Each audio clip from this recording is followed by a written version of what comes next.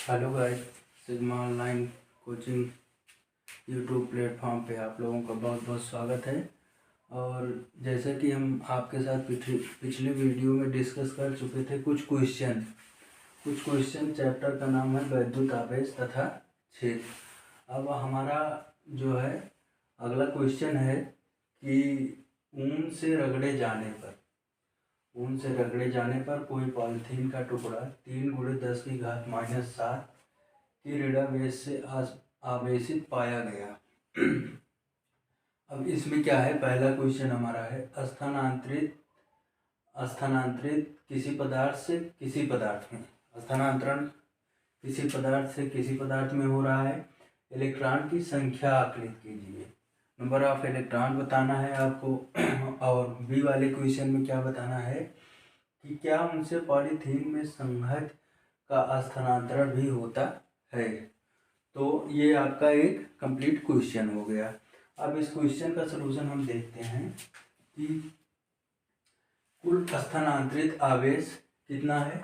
कुल स्थानांतरित आवेश हमारा जो है -3 × 10⁻⁷ है। क्या है, -3 × 10⁻⁷। ठीक, यहाँ पे माइनस रहेगा आपका। और आगे क्या बताया है कि एक इलेक्ट्रॉन पे कितना चार्ज होता है, -1.6 × 10⁻⁻19 कूलाम। और तो स्थानांतरित आवेश हमको क्या करना है, फाइंड आउट करना है। ठीक, इलेक्ट्रॉनों की संख्या n ये हमको फाइंड आउट करना है।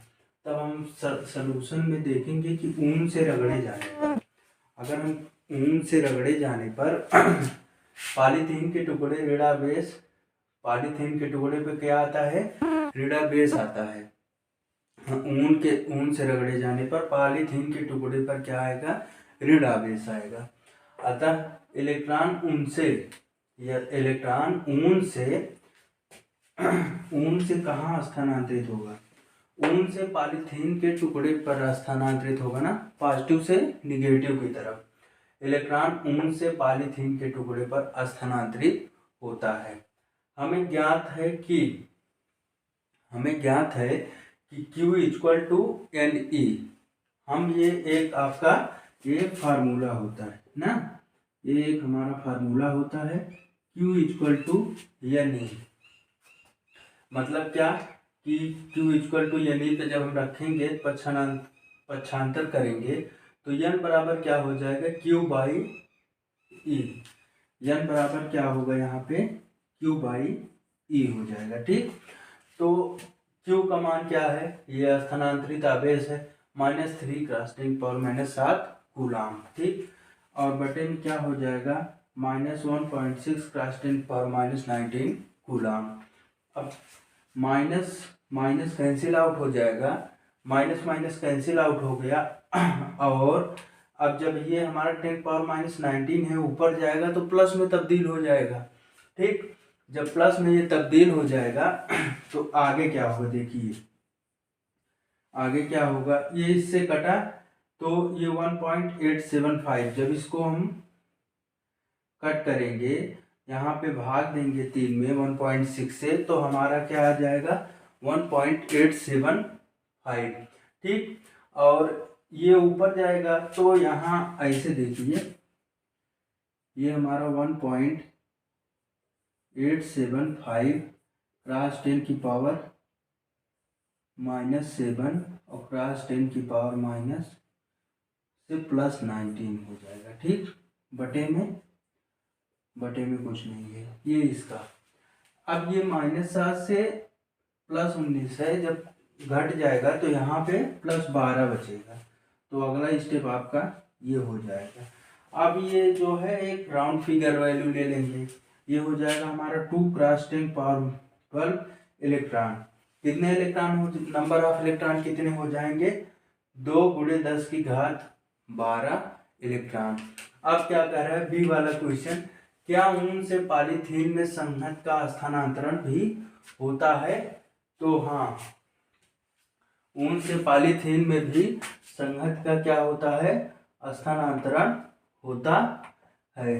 वो कैसे होता है, अभी रुकिए, हम उसका एक्सप्लेनेशन कर रहे हैं, एक सेकंड वेट करिए आप लोग।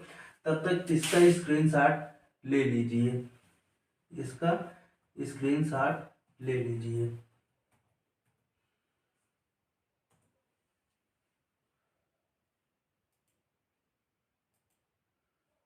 ये आपका, हाँ,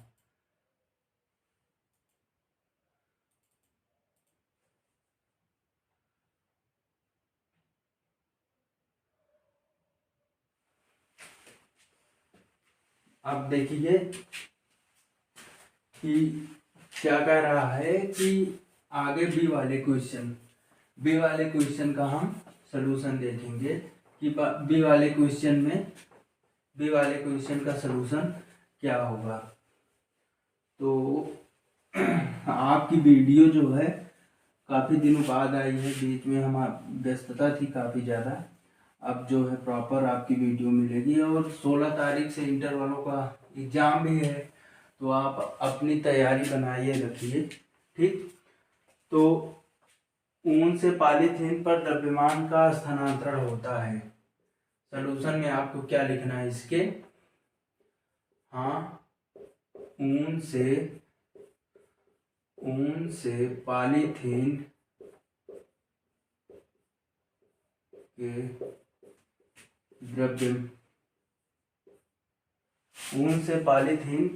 के द्रव्यमान का स्थानांतरण होता है।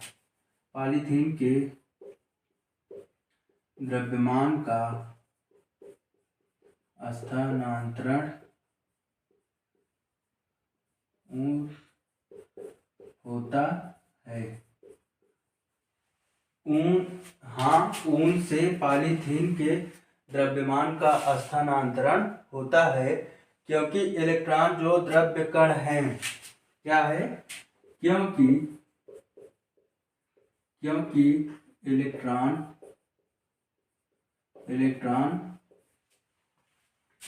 जो द्रव्य कण हैं, क्योंकि इलेक्ट्रॉन जो द्रव्य कण हैं ऊन से पॉलीथीन पर विस्थापित हो जाते हैं। ऊन से पॉलीथीन पर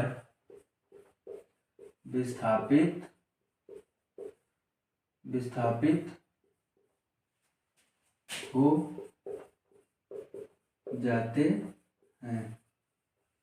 क्या कह रहा है कि हाँ, ऊन से पॉलीथीन के द्रव्यमान का स्थानांतरण होता है, क्योंकि इलेक्ट्रॉन जो द्रव्य कण है ऊन से पॉलीथीन पर विस्थापित हो जाएंगे। रगड़ने पे ऊन से कहाँ पे, किस पर चले जाएंगे, पॉलीथीन पर चले जाएंगे। और क्या हो जाएगा कि जैसे यम बराबर हमारा इलेक्ट्रॉन का द्रव्यमान कितना होगा, यम बराबर 9.1 गुणे 10 की घात क्या हो जाएगा, -31 kg होता है ना। 9.1 गुणे 10 की घात -31 kg। और आगे क्या हो जाएगा, यन आपका कितना है, यन अभी हम निकाले ना 1.875 × 10⁻12। बोलिए, इलेक्ट्रॉनों की संख्या ये आपकी निकली, तो क्या हो जाएगा, यम इक्वल टू कैपिटल एम मास स्थानांतरण, इसका मल्टीप्लिकेशन करा देंगे हम 9.1 × 10⁻³ और 1.875 × 10⁻12। ये माइनस है, ये प्लस है। पहली बात तो ये यहाँ पे कितना हो जाएगा 13, हाँ 13 नहीं, -31। ये 31 में से 12 चला जाएगा तो 11 में से 2 गए 9 और 19। यहाँ मान लीजिए पहले 10⁻19 बचेगा। और इसका जब मल्टीप्लिकेशन कराएंगे, इसका आप लोग जब मल्टीप्लिकेशन कराएंगे तो क्या आएगा, ये हमारा आएगा 1.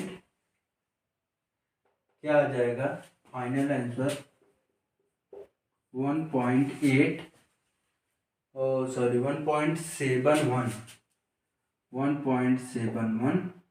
क्रॉस 10 पावर 18, ये आपका फाइनल आंसर है।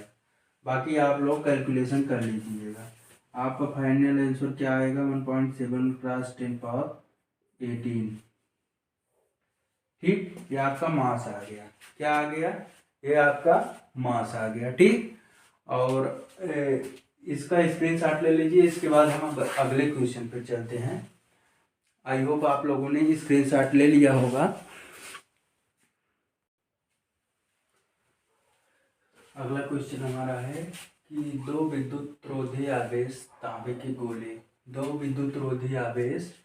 तांबे के गोले ए तथा बी की केंद्र की दूरी 50 सेंटीमीटर है।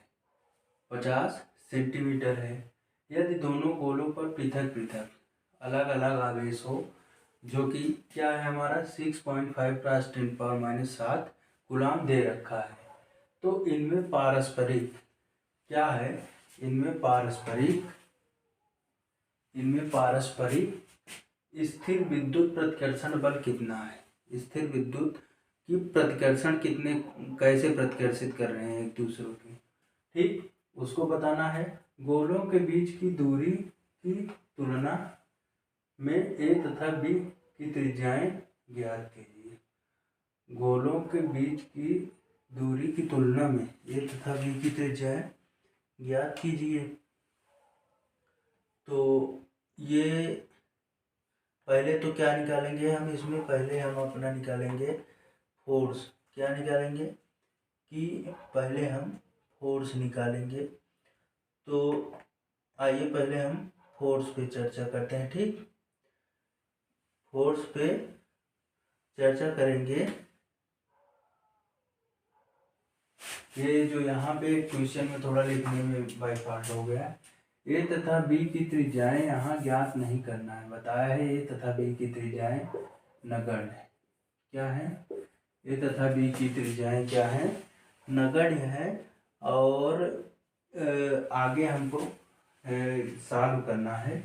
तो सॉल्व तो ऑलरेडी हम कर दिए, क्योंकि आपका टाइम कंज्यूम कम हो। अब हम इसको आपको समझा देते हैं। ठीक, तो Q1 और Q2 क्या बताया है? दो हमारे क्या है? दो विद्युतरोधी आवेशित तांबे के गोले हैं। ये मान लीजिए एक तांबे गोला Q1 और एक तांबे गोला Q2 जिस पर आवेश है। ठीक, तो कैसे रखे हैं? 50 सेंटीमीटर की दूरी पे। इसको जब मीटर में कन्वर्ट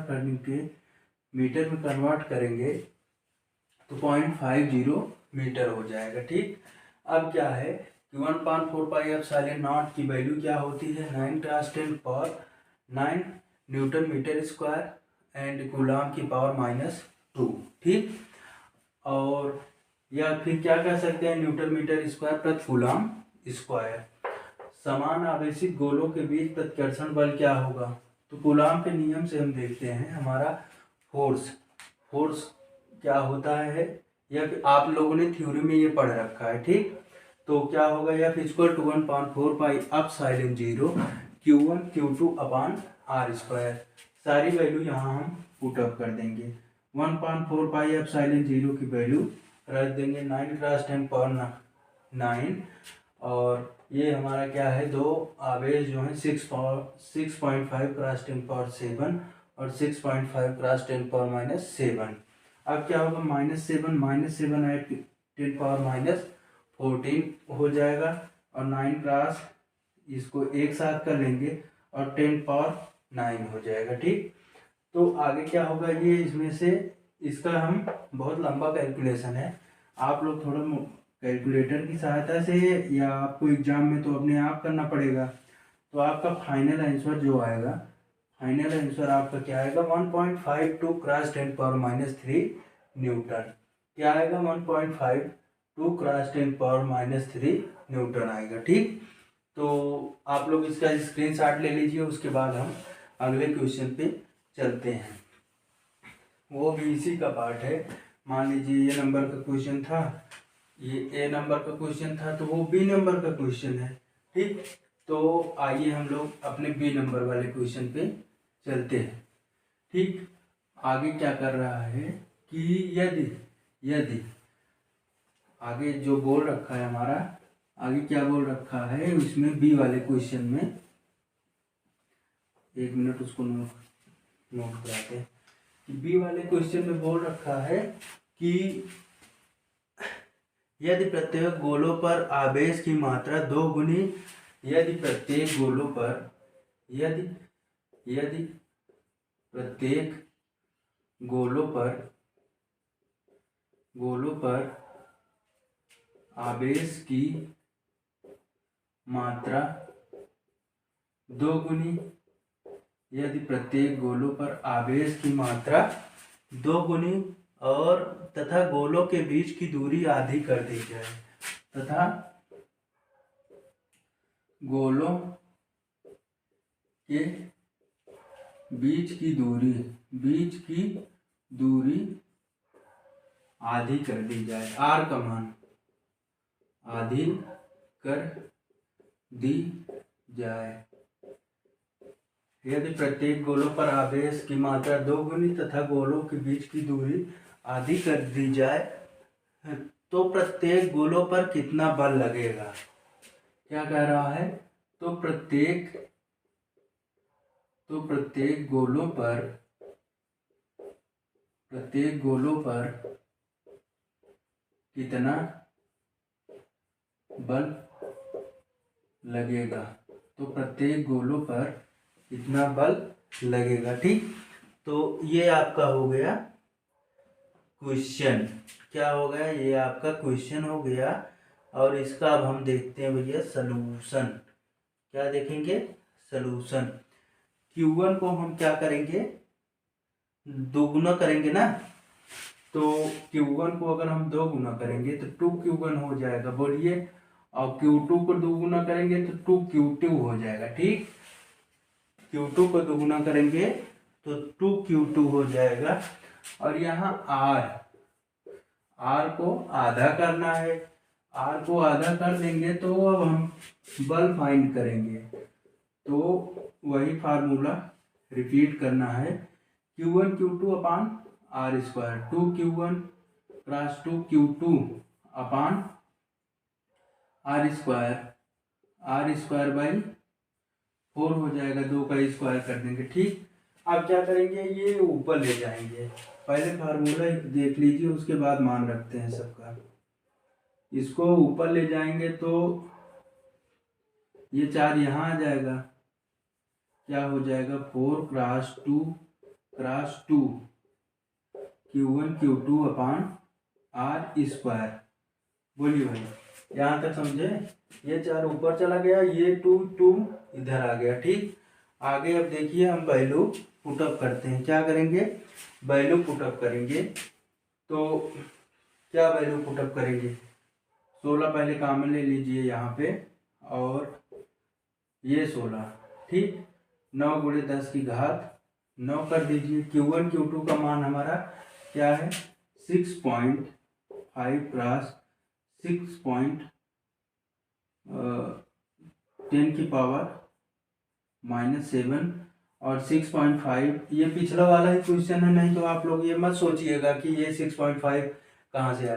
पिछले वाले क्वेश्चन की में जो आवेश दिया है वही क्वेश्चन है, बी पार्ट है उसका। वो ए पार्ट था, वो बी पार्ट है। ठीक, तो क्या है 6.5 और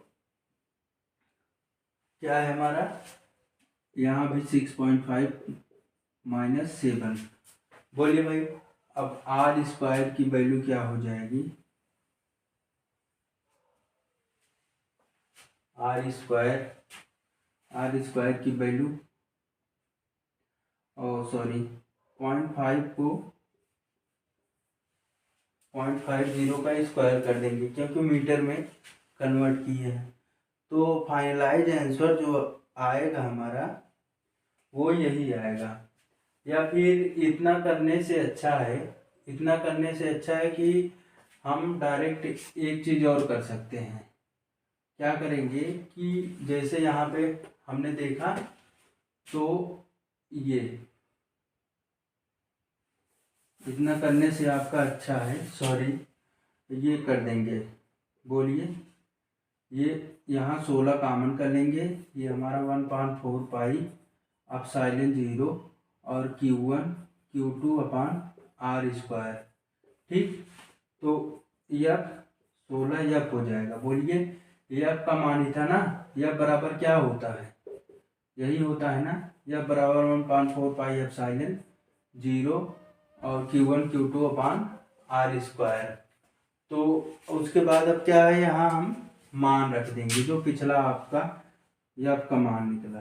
पिछले में यफ का मान क्या निकला है, 1.25, यही आया है ना 1.25, और क्रॉस 10⁻⁻² न्यूटन क्या रखा है, क्रॉस 10⁻⁻² न्यूटन पिछले वाले से हम मान इसमें रख दिए।